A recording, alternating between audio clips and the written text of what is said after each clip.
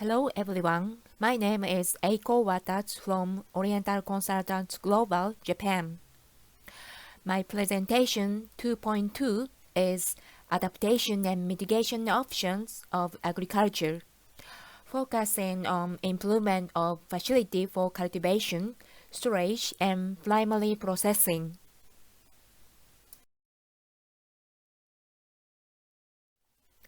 Let me start with the first topic.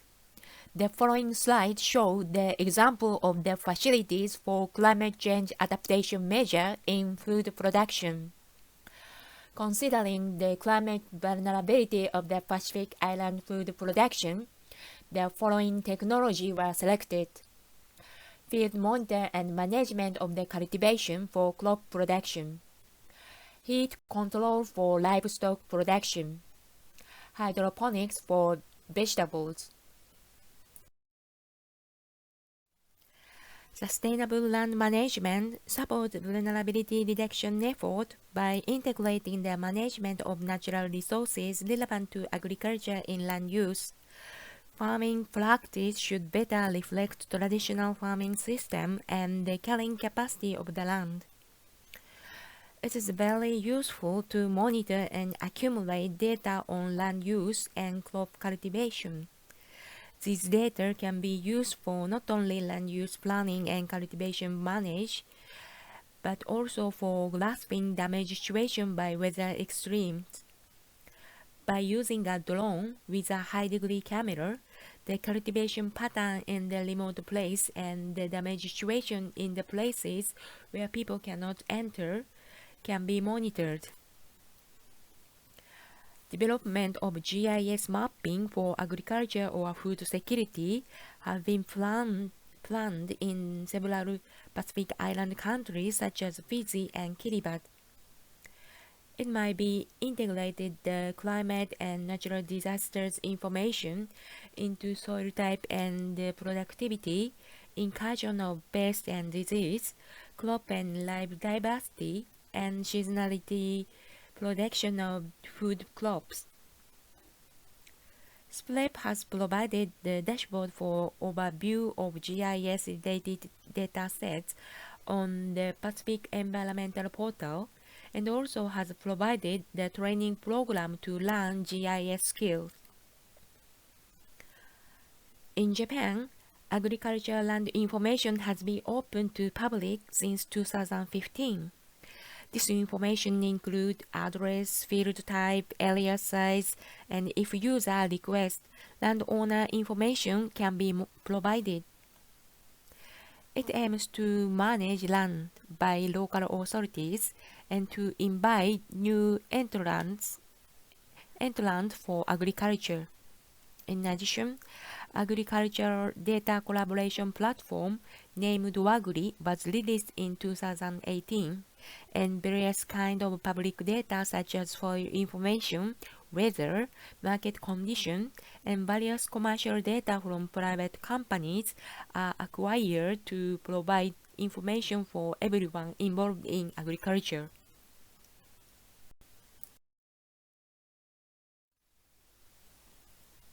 Next facility I propose is heat control to improve the livestock productivity. Increased frequency of high temperature events could affect livestock health. Negative impacts include the loss of appetite and the decrease of the product volume due to the summer heat stress. In addition, it caused the decrease of breeding results and the increase of disease. It is important to minimize the productivity loss by heat control, such as avoid the sunlight, enhance the use of water, set the blower, and fans. A unit type of building can effectively avoid sunlight. By using a curtain, sunlight can be interrupted, but it also interrupts wind. Therefore, a blower fan is important to support heat control. At the time of the summer heat, drinking water for cattle shed should be increased, and blowers should be set to expose cattle to the wind directly. Next facility is hydroponics to improve food diversification and nutrition in Pacific Island countries. Hydroponics is a method to raise a plant in water and liquid fertilizer without soil. This photo is hydroponic trial in Vanuatu. It would be ideal for small islands, including atolls, where land availability is a problem. Intrusion of salinity on atoll island makes it difficult for crop plants that do not tolerate salinity to grow. Hydroponic can also allow farmers to produce food crops where the soil is shallow. During dry season, when ambient temperatures are high, hydroponic can enable controlled use of available limited fresh water. There are both advantages and disadvantages as below.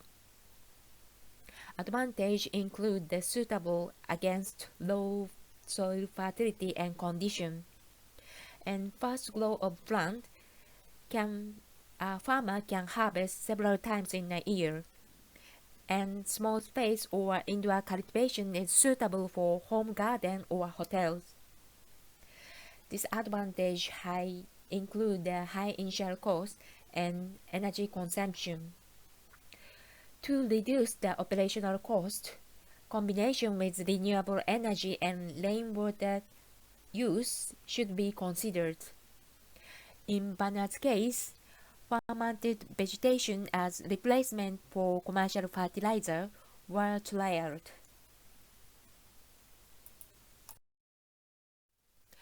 I'd like to move on to next topic on improvement of the facilities for climate change mitigation.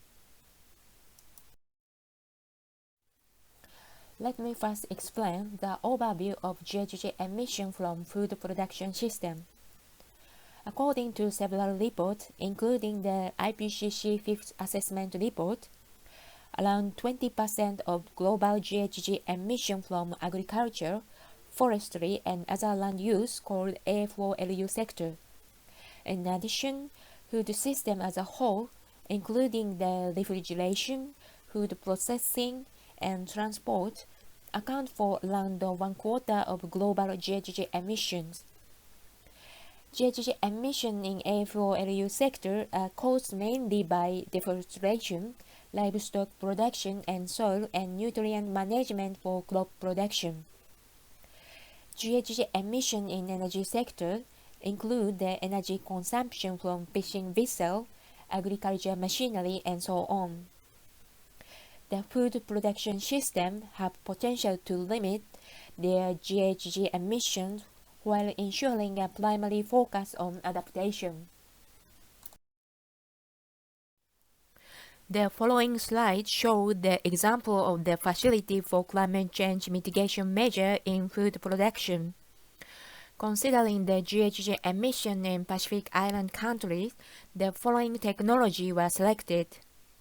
Usage of renewable energy, reduce methane and nitrous oxide from agriculture and livestock, introduce energy-efficient facilities for fisheries, improve the energy efficient in food processing. Most Pacific Island countries have GHG emission reduction target from energy sector, and renewable energy installation is the most popular mitigation actions described in their nationally determined contribution called ND sheets. Solar power will contribute not only to reduce fossil fuel for electricity generation, but also to boost local agricultural production. The Fiji Agrophotovoltaics program combines solar power generation with agriculture as part of the Fijian government drive to fight climate change and to switch fully to renewable power source by 2035. This project aims to overcome barriers of financing, technical capacity, and limited availability of land by supporting an innovative technology that combines solar power generation and agriculture production. Next facilities are compact renewable energy power plant by using local resources. Japanese private sector possesses technological and human resources in various fields that may assist in fulfilling the social needs and have a positive impact to their partner countries. JICA invite the proposal from Japanese enterprise and collaborate with the proponents. There are several projects that introduce technology on environment and energy, waste management, clean and wastewater management in Pacific Island countries. These photos show the compact hydropower system in Small River in Solomon Island and the compact methane fermentation technology by using agriculture and municipal waste in Palau. Next, technologies and facility are to reduce methane and nitrous oxide from agriculture and livestock. In livestock production, methane is emitted from enteric fermentation, and both methane and nitrous oxide are also emitted from livestock manure management. Diet manipulation and feed additives have been identified as mitigation measures of enteric methane production. According to the FAO report, their effectiveness on absolute emission is estimated to be low to medium, but some of these options can achieve lower emission intensity by improving the feed efficiency and animal productivity. Diet also affects manure emission by altering the content of manure. Low-protein animal feeding is one of the most cost-effective ways of reducing the ammonia emissions. Low-protein animal feeding also decreases nitrous oxide emissions and increases the efficiency on end use in animal production. As for feed additives, calcium salt or long-chain fatty acid have the potential to reduce methane production from ruminants, dairy cow in particular. However, there is limited information on the effect of these supplements on rumen microbiomes as well as methane production. Livestock manure is a valuable byproduct of animal agriculture. It fertilizes crop fields by delivering plant nutrients and organic matter. However, it also has a high risk of becoming a source of air, water, and soil pollution. In addition, methane and nitrous oxide released by manure, of course, are major contributors to the global greenhouse gas effect. Manure can be a liquid, slurry, or solid according to its dry matter level. The content of manure varies by species of animal, age, feed type, and design of animal housing and manure collection system. As this slide shows, methods to utilize manure include land application, pelletizing, biofuel production, nutrient extraction, and so on. Methane emission from manure can be controlled by shortening storage duration, ensuring aerobic conditions, or capturing the biogas emitted in anaerobic conditions. However, direct and indirect nitrous oxide emission are much more difficult to prevent once N is excreted. Using the locally available materials such as coconut husk, the Japanese semi-aerobic system known as the Fukuoka method had been introduced in Pacific Island countries. Since introducing a Fukuoka method disposal site in 2003 in Samoa, this type of disposal site has spread to other countries, including the Vanuatu, Palau, and Papua New Guinea. This slide shows energy-efficient facility and technology for fisheries. The fishing industry today is highly dependent on fuel energy for operation of the fishing boat and gear.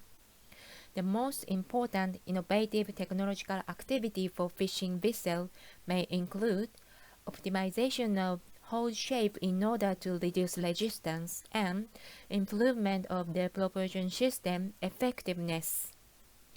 Energy-saving technologies are presented in this table. Hull shape optimization can reduce 8 to 10% of the fuel consumption. The important operational and logistical activity may include maintaining optimal condition of the hull and the propeller, voyage planning for optimization of velocity, voyage time reduction without load, and qualification and training for crew. Finally, I'd like to introduce energy-efficient equipment facility for food storage and processing. Food processing industry consume much energy for refrigeration and temperature-controlled system in general. There are much potential of energy saving by introducing the energy-efficient equipment as follows. Refrigeration and chilling can account for between 30 and 80% of energy use in the food processing factory. Specific ways to improve efficiency in this area include the using more efficient heat exchanger, using the most suitable refrigeration system with highest efficiency rating, and the maintenance system to include the leak detection, cleaning, and optimal thermal set point. Second one is variable speed drivers and motors. The use of variable speed driver for electrically powered equipment may reduce operational cost. In fact, the installation of VSDs on machinery with motors such as compressors, pumps, and fans can drastically lower energy consumption.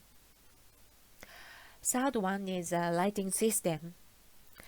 LED systems have advanced rapidly in the last decade. LED lighting consumes less, requires less maintenance, and is cooler and brighter. And fourth one is alternative energy system.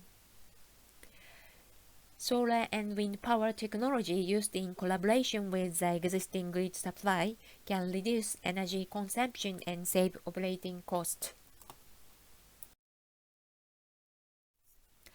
Now, I'd like to finish my presentation on improvement of the facility for climate change adaptation and mitigation.